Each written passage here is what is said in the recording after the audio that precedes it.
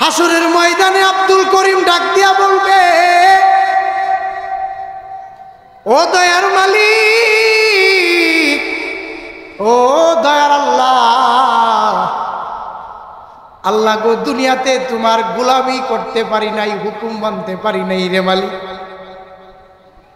তবে আরেকবার দুনিয়াতে পাঠায় দেন, পাঠায় দেন।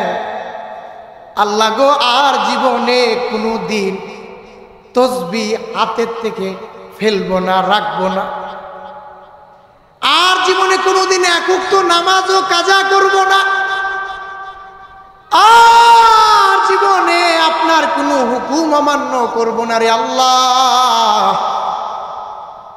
আল্লাহ ডাক দিয়া বলবে, নিমু খারাপ, ফেরেশতা এদেরকে ধর ধর ধর, কারণ আমি আল্লাহ এদেরকে দুনিয়াতে পাঠানোর আগে যাচাই করে দিয়েছিলাম রূহের জগতে। আল্লাহ ডাক দিয়া বলছিলেন, আলাস্তু বিরব্বিকুম, একটা উত্তরই ছিল প্রশ্নের জবাবে, ক্বালু বালা, হ্যাঁ আপনি আমাদের রব, আপনি আমাদের মালিক, ও দয়ার আল্লাহ, ও দয়ার মালিক, আপনি তো আমাদের পালনকর্তা প্রভু। তবে রূহের জগতে স্বীকার করে আইসা 5 ওয়াক্ত নামাজ পড়বে দূরের কথা, মসজিদের বারান্দাও চিনে না জীবনে, এমন মুসলমান মনে নরসিংদীর জমিনে নাই, নরসিংদী নাই, কিন্তু আমরা কিশোরগঞ্জ আছে। এই পর্যায়ে আপনাদের সামনে গুরুত্বপূর্ণ তাকরির পেশ করবেন সুমধুর কণ্ঠের অধিকারী, উদীয়মান তরুণ বক্তা, যুবকদের হৃদয়ের স্পন্দন, হযরত মাওলানা কারি আশিকুর রহমান সাহেব দামাত বারকাতুহুম আলিয়া। আমি হযরতের মূল্যবান তাকরির পেশ করার জন্য আজকের ইসলামী মাহফিল থেকে মুআদ্দামানা দরখাস্ত পেশ করছি। এই দুনিয়াতে গোলামি চলবে শুধুমাত্র একজনের, শুধুমাত্র কার? কোন দরগা দুর্গার গোলামি করা যাবে?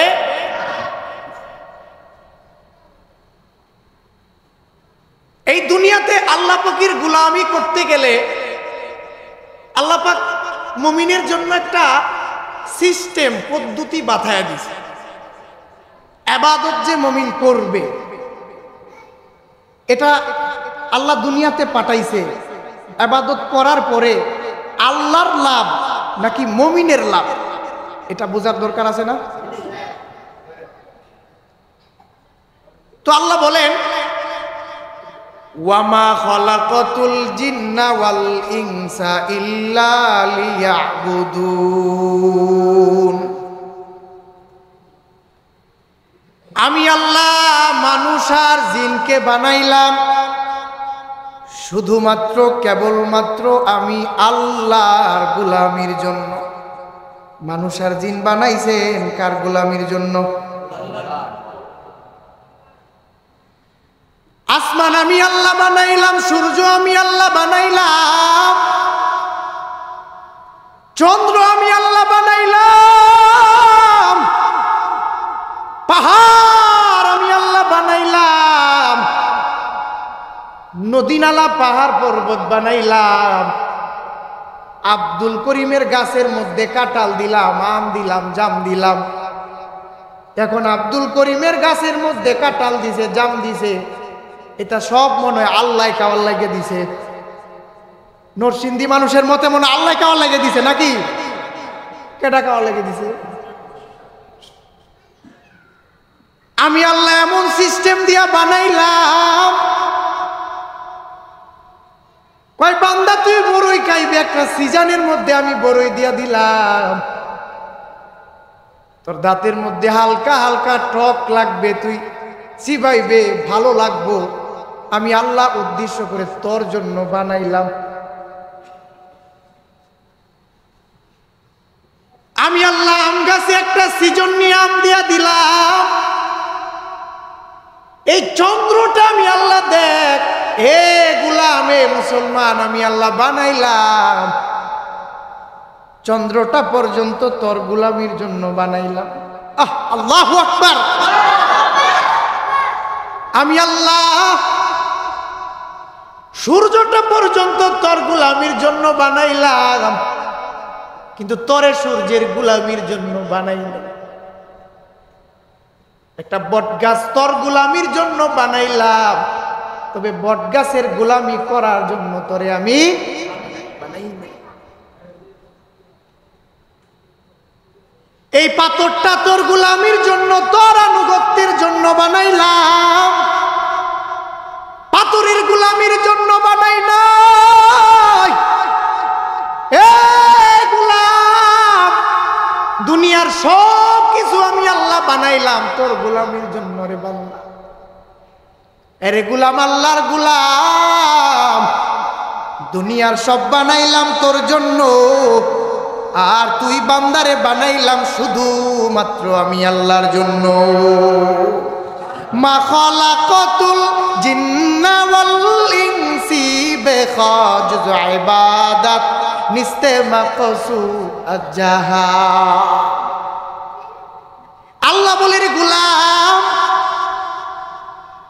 দুনিয়ার একটা এমপি, মন্ত্রী, মেম্বার, চেয়ারম্যান তোরে যদি ভালোবাসে, একটা উদ্দেশ্য নিয়ে ভালোবাসে।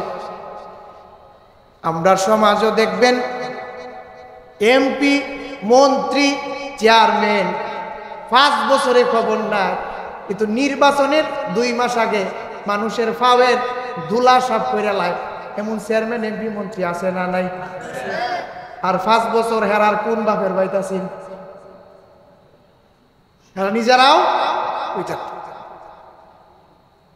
দুনিয়ার একটা মেম্বার যদি ধরে 5 টাকা নরসিংদীর কোনো বাজারের মধ্যে বয়া চা খাওয়া, একটা উদ্দেশ্য থাকে। সলিমুদ্দি ভাই, 2 মাস পরে যেহেতু নির্বাচনটা আইছে, তুমি হাত পাক নৌকার মধ্যে বুটটা মারি দিও। খাওয়াইছে কত? 500 না 5 টাকা।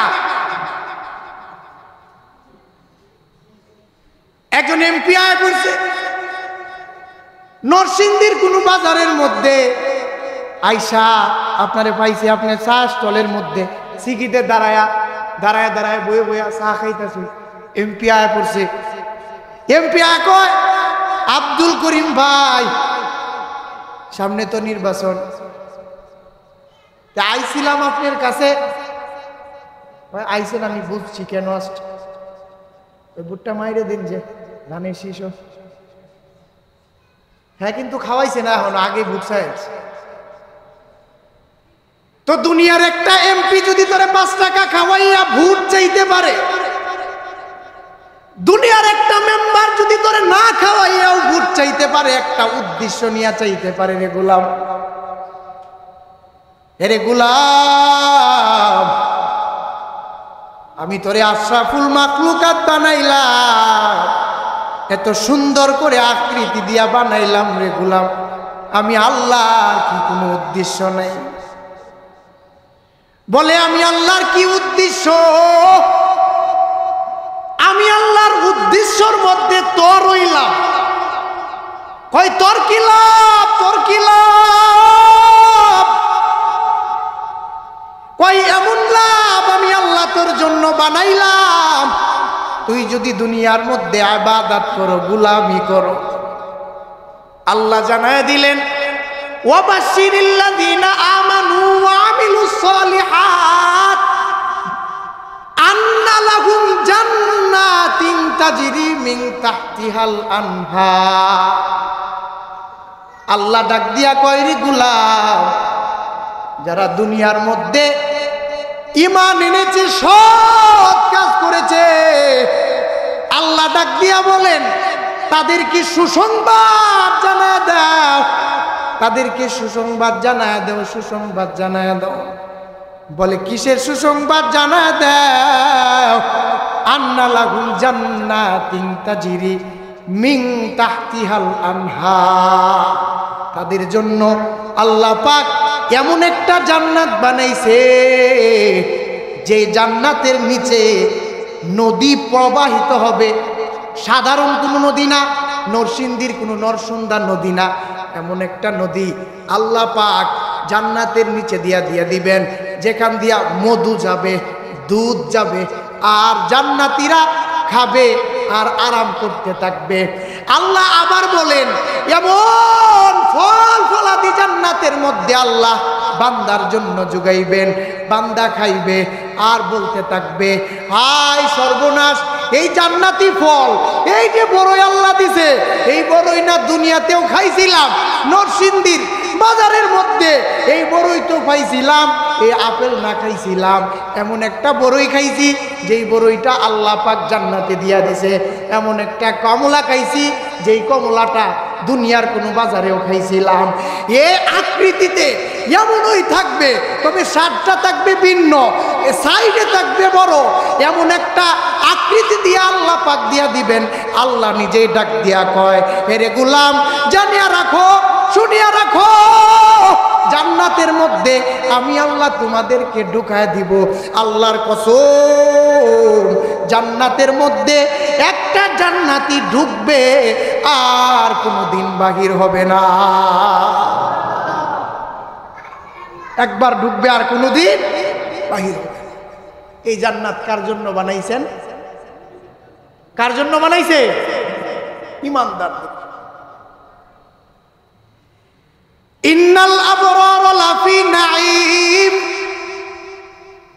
ওয়া ইন্নাল ফুজ্জার লাফি জাহিম।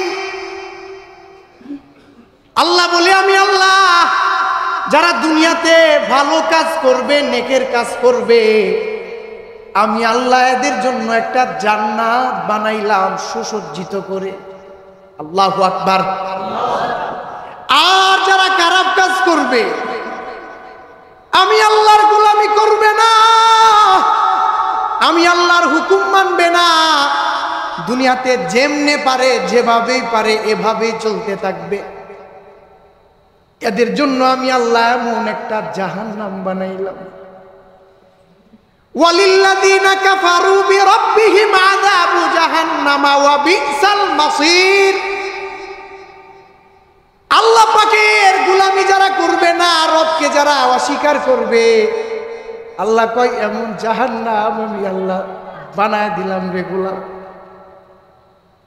যেই জান্নাত জাহান্নাম শুধু হাসরের ময়দানে যখন জাহান্নামীদেরকে জাহান্নামে ঢুকায় দেওয়া হবে,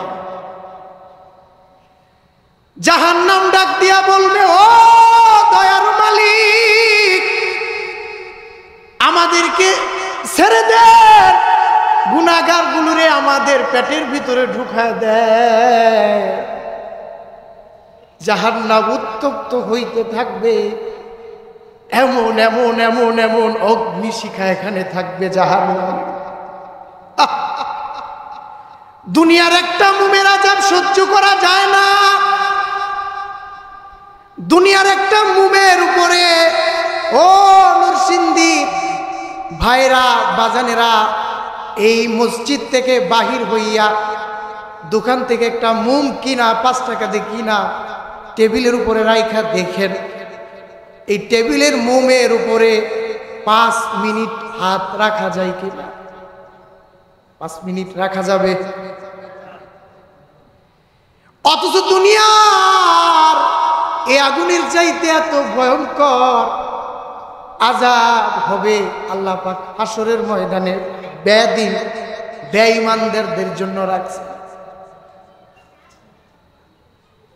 এমন কঠিন আযাব, গুনাহগার গুলো হাসরের ময়দানে নিজের ব্যর্থতা স্বীকার করে নিজের হাত পর্যন্ত চিবাইতে থাকবে আর বলতে থাকবে হায় পুরা কপাল, আমাদের মতো পুরা কপাল এই জমিনের মধ্যে কেউ আর ছিল। হাসরের ময়দানে আব্দুল করিম ডাক দিয়া বলবে ও দয়ার মালিক, ও দয়ার আল্লাহ, আল্লাহ গো দুনিয়াতে তোমার গোলামি করতে পারি নাই, হুকুম মানতে পারি নাই রে মালিক,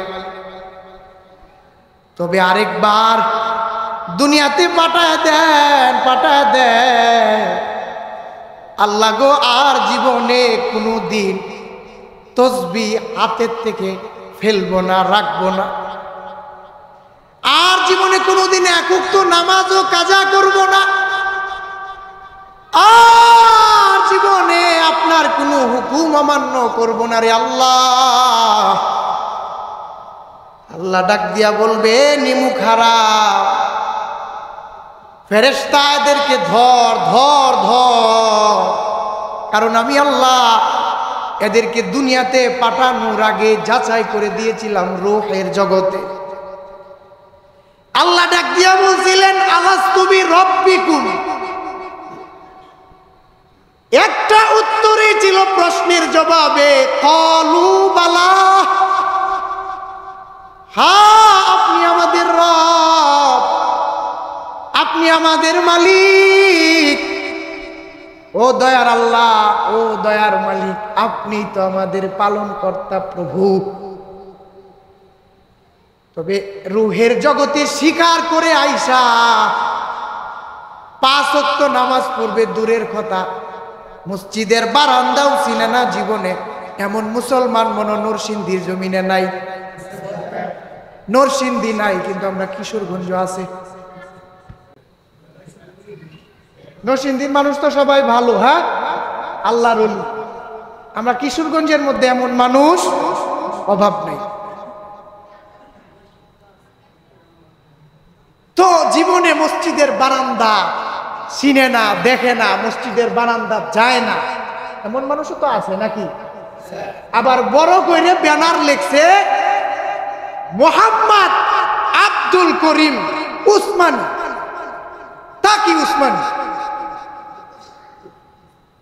মুসলমান 2 প্রকার। মুসলমান কয় প্রকার? কথা বলেন, মুসলমান কয় প্রকার? একটা হচ্ছে গুণগত, আরেকটা বংশগত। একটা গুণগত আর একটা কি গত? তা 2 প্রকার মুসলমান বুঝা লাগবে। গুণগত কারে কয়, বংশগত কারে কয়, বুঝার দরকার আছে না নাই? বংশগত মুসলমান হচ্ছে বাবাই ছিল chairman, Mohammad Ali chairman, Abdul Karim chairman, Abdul Jabbar chairman, Abdul Sattar chairman. বাবাই চেয়ারম্যান ছিল, চেয়ারম্যানের সিঁড়ি দইরা, তো বাবাই ছিল মুসলমান।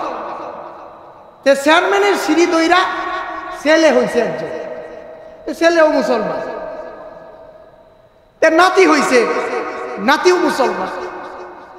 তবে এমন মুসলমান যারা বংশসূত্রে মুসলমান, কিন্তু মুখে দাড়ি নাই, জবান ঠিক নাই, সুদের ব্যবসা তো ছাড়েই না, আর ঘুষের ব্যবসা তো আছেই, এগুলা ছাড়ে না, নামাজে জীবনে আসে না, মসজিদ চিনে না, নবীর আদর্শ মানে না, কিন্তু বংশসূত্রে লম্বা লিস্ট কইরা মুসলমান। লম্বা লিস্ট কইরা কি? এটারে কয় বংশগত। এটা কি গত? এই যে হেরা হেরা হেনে কি দেহে, এই যে যুবকরা বংশগত মুসলমান কয়ে লাইছি, কই তার কি কইছি? বংশগত মুসলমান কারে কয়? কই তার তো না, এই যে হেনে সায়ার হইছে, আমি তো দেখছি।